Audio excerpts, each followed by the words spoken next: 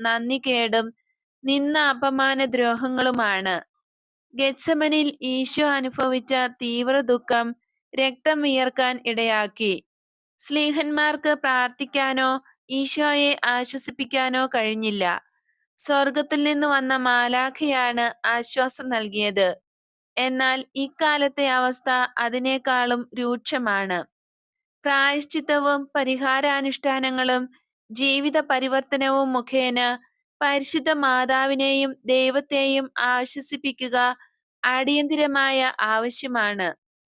രണ്ടാമത്തെ ലോകമഹായുദ്ധകാലത്ത് ഈശോ സിസ്റ്റർ നഥാലിയയിലൂടെ ആവശ്യപ്പെട്ട പ്രായശ്ചിത്ത പരിഹാര അനുഷ്ഠാനങ്ങൾ നിർവഹിച്ചിരുന്നെങ്കിൽ യുദ്ധക്കെടുതികൾ വളരെ കുറയുമായിരുന്നു.